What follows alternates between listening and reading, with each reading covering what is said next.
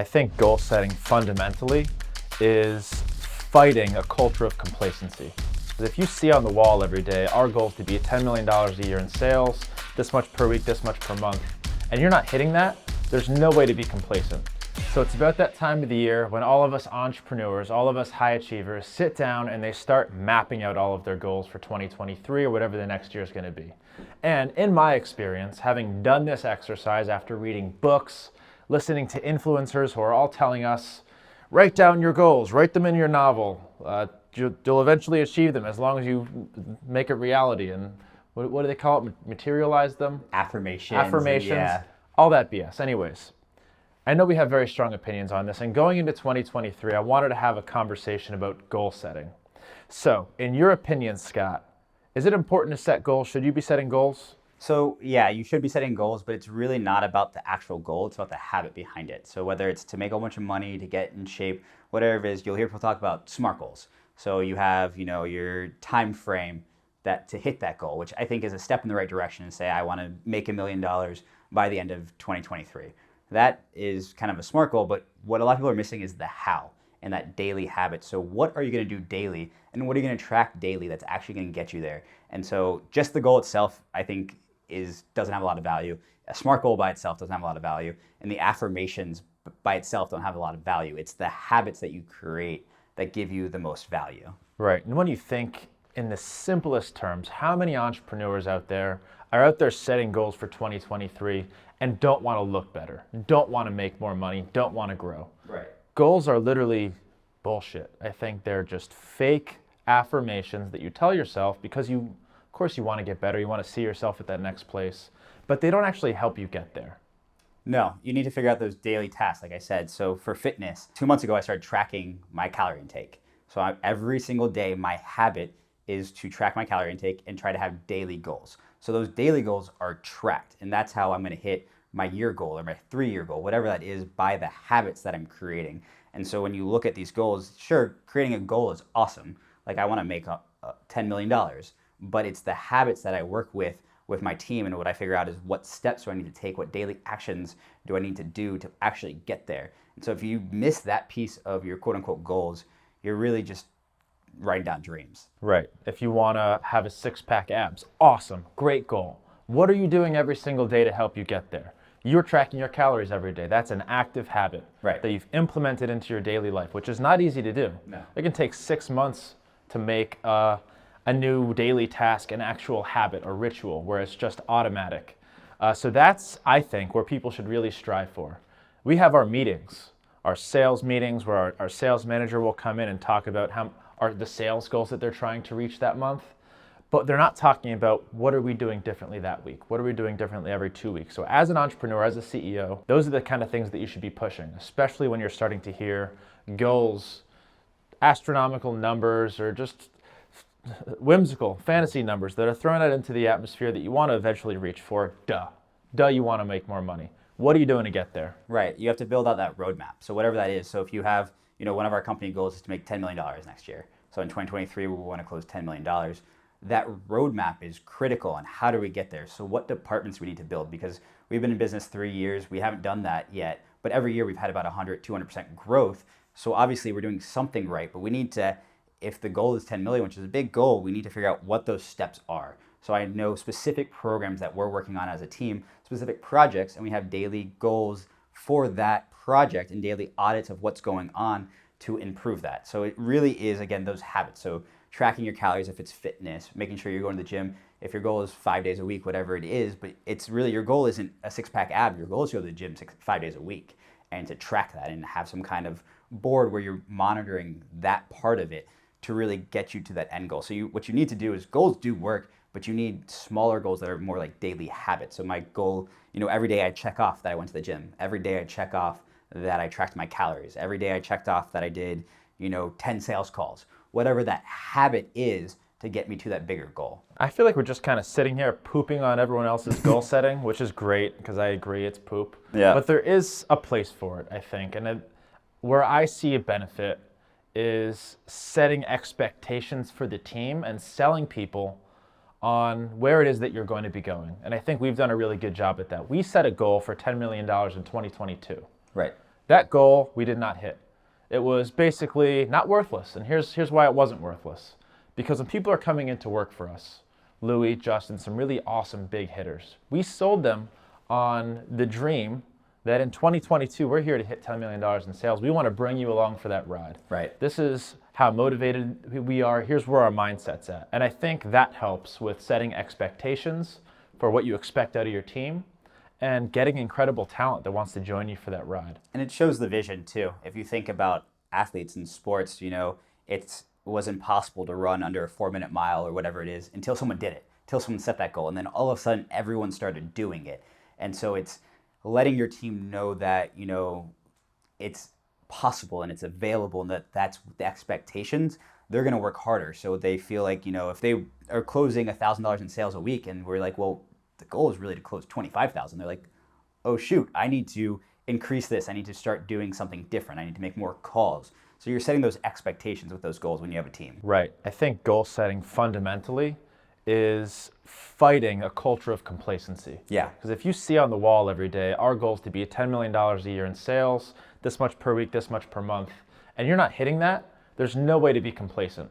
Especially when you're talking about accountability to your managers, when you're reporting KPIs, you want to have the goal set high, you want to have the bar set high, or else what motive do you have to continue to get better? Right. So do you think there is a place for numerical goal setting? Yes, there is, as long as you're putting actions into place. I think that goals are great. I do have goals across the board in pretty much anything I do, whether it's fitness or when it's finances. But again, the goals itself, it's not just a SMART goal, but what is that action? You have to have that daily action. Yeah, I think that goals are awesome as long as they're achievable and you have small goals along the way. So as an entrepreneur, one of my first goals was $10 a day profit to kind of start my business. And it didn't take me long to get there, but that was a very achievable goal.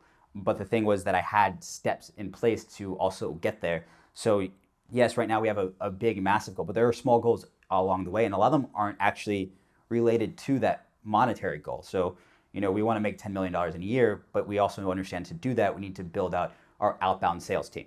So really my focus is not on this 10 million, it's on this outbound sales team that's going to help me get there. So you're looking at the bigger picture and again, building that roadmap of success and looking at what steps does it take to get the 10 million? What steps does it take to get the 6-pack? So as a 6-pack, you need to eat healthier. You need to track your calories. You need to go to the gym every day. You probably need to start running and doing cardio. So if you work backwards and figure out what you need to do and then start putting that into your life and turning those into habits, that's how you're going to succeed and really win. Before we jump into kind of habit stacking, habit formation, I think it's really helpful to note, looking at other entrepreneurs, other people who have already been successful. We always talk about Alex Hormozi because he's kind of followed a similar path. He hit $100 million. What is he doing every day, habit-wise, that helped him get to that point? And it might not work just to look at one person, but look at 10, 100 people that have already hit your goal. What does their life look like? What does their business look like? What have they implemented in their daily rituals? What have they implemented into their company? And then if you model that, because you see them, you see what they're doing, you see that it works, and if you're able to, over time, implement those habits, those departments, those practices into your own life, into your own business, you're going to be probably much better set up to actually reach that goal. Yeah, exactly. I watch Alex's podcast and I watch his Instagram and social media. And one of the things he talks about, this is part of the reason why we're doing this podcast, is he doesn't do journaling. He doesn't do all of these things. He said his habits are to go grind. Like he's going to wake up early and he's going to try to get an extra 2 hours of work in instead of doing the journaling for an hour and doing all of these things like the Miracle Morning, whatever that book is, and doing 40 different things that take half your day. He's like, no, I'm going to start working. I'm going to start grinding. I'm going to start working on my projects that are monetary and actually towards my goals. And he's focusing his time and his energy on things that are actually building his business. Right. And you can look at his eating habits, his exercise habits to get ideas for what he does to be successful there. But then looking at what he's implemented in his companies will give you a real clue to how to reach that next monetary goal with your business. Yeah. Let's talk about habits. How do you form a habit? That's a good question. You repeatedly do something. It's that simple. So for me, all of my habits are based on goals. And that's why goals are still important. But again, I keep saying the same thing. It's that roadmap. So the habits have to be something you're doing every single day. So they have to be important to you and you have to understand why they're important. Most people hate running. I haven't been running for years and I just started running again because my goal is to have a 6-pack again, like I used to. And to do that, I understand that part of that is the habit of running. So I've set daily goals and weekly goals on how many miles I'm going to run, which has nothing really to do with the end goal of a six pack. It's really, I've created a whole new goal of I want to run 15 miles a week. And to do that, I need to run 5 days a week. And to do that, I need to run X amount of miles per day. And I've really broken that down into a very achievable goal. And that's what becomes a habit is I understand that, hey, at the end of the week, I've only run 14 miles. I need to get outside and run one more mile. That's my achievable goal, which will eventually get me to that bigger goal. Tony Robbins has a really good bit where he says a goal is only as good as the reason.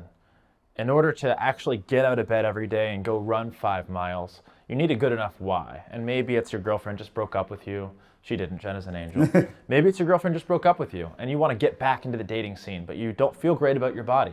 That could be a strong enough motivator for somebody to actually take something like running, who's foreign to me. I hate running. Yeah. And implement it into my daily life. So do you think about that at all when you're thinking about what habits are important to you, what you're going to make part of your day-to-day?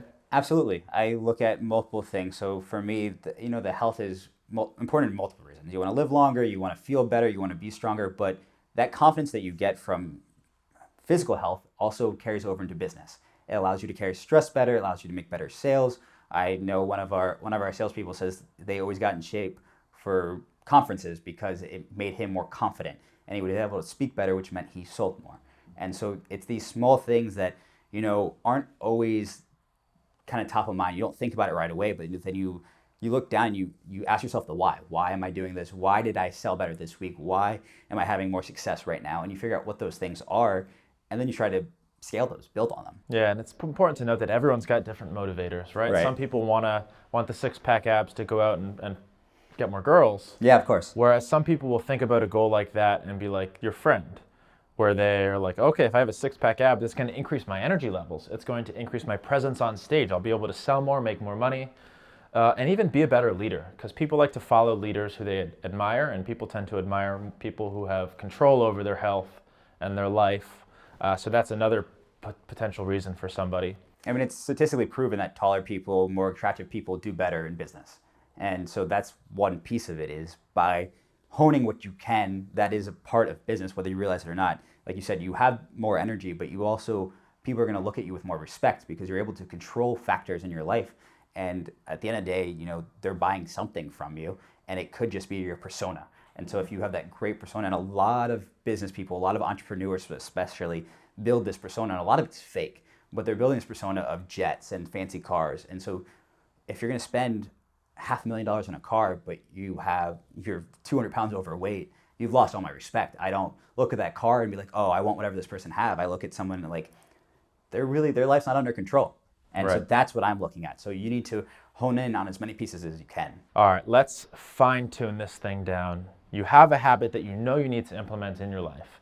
Maybe you have crippling anxiety and this new habit is going to be meditation. Yeah. So this is going to hit for a lot of people. What are the step-by-step processes that you use to take this thing that you hate doing, you really don't want to do, until the point where it's a ritual and you just automatically do it every day? What are the steps that you need to take? So for me, it is based on goal setting, but it's small goals. So if my big goal is to reduce my anxiety and stress, and I determine that, hey, meditation does help me, and I do meditate, I meditate almost daily. I determine that meditation is going to help me. What I need to do is figure out, okay, so maybe time block it. I say that every night for 30 minutes before bed at 10 o'clock, I'm going to listen to 5 minutes of meditation. And what I do is I try to make this really small, obtainable goal. So maybe I start at 5 minutes and then I move to 10 minutes if increasing it makes it better for me, whatever that is. But you have to start small enough that it's doable. There's nothing worse than saying, I'm going to meditate for 2 hours a day. I'm going to go for a run for an hour a day. I'm going to go to the gym for 2 hours, whatever it is. And then you have these massive goals that are unachievable. Same thing with business. I said, my goal is $10 a day, which is achievable for almost anyone. And what I did was I started so small and so achievable that it was really, I had to do these 2 or 3 habits to get to that point. And it was very simple and easy. And that's what I think a lot of people miss with these goals is they have these massive goals of a six-pack or whatever it is that might take 6 months, might take a year. Our $10 million goal, I've been chasing that for 3 years. And it's still my New Year's resolution, but it's a 3-year-old New Year's resolution that I've gotten closer and closer to every year. And so that's the difference, is making sure that you're continuously finding daily habits that are small enough that you can actually implement. And that that small piece is what's important. Yeah, and a really important thing that we hadn't spent too much time talking about was how real goals need to be realistic. Of course. If they're not, you're just setting yourself up for failure. Yeah. There's nothing worse than setting, like you said, a 2-hour per day meditation goal, and then after a week you're like, shit, I meditated for like 20 minutes total. Then not only are you probably not going to continue that habit and ritual and make it automatic, but you're going to be disappointed with yourself. You're going to assume that you are a failure, and your ability to create habits in the future is probably going to be affected. So when you're setting goals, you're right, keep them bite-sized. Bite-sized. And then increase them from there. Absolutely. I think that's the biggest thing, no matter what you're doing in life, is you can have a massive goal, but you need to, it could be, I want a $10 million home. You have to understand that's going to take you 5, 10 years, maybe 20 years, and what pieces you need to continuously do to get there. And I think that a lot of times, one of the things that people don't talk about is the struggle of starting that, and sometimes you make things worse. So for instance, fitness. A lot of people will go in and they'll start doing 2 hours a day of fitness and their body hurts. They have arthritis, old pains, whatever it is. And so they've gone too hard. What they've done is they weren't able to hit their goal quick enough, so they just gave up. Now, if I wasn't working out at all and my goal was, hey, I'm gonna work out 5 minutes a day, or not even, I'm gonna require myself whenever there's stairs or elevators, I'm always gonna take the stairs. Something simple that you can build into your lifestyle that's going to be effective. Back to building things into your lifestyle. Is there anything you do in your environment, whether that be your bedroom or your office, to make it easier, more conducive for you to actually follow through on the goals, the habits, the rituals that you're trying to implement in your life? So I try to remove as much noise as possible, and that's hard. That's a hard thing to do. So I know what environments I'm more effective in when I'm less effective. So I know a lot of people put the phone in a different room, which is something I'd like to do. It's a goal that I have, but I've taken no habit towards that. So yeah, I say it's a great thing, and I've told myself over and over again I'm going to do it, but I don't. And one of the things that I used to do is I used to have no TV in my room, and that was a big thing. I cut my TV down from over an hour a day to 0 or less because I made it very uncomfortable to watch TV. But I've gone backwards, and now I have a TV in my room. But that's a simple fix. You know, I'm watching too much TV. Let me take it out of the room and put it into a room that's less comfortable.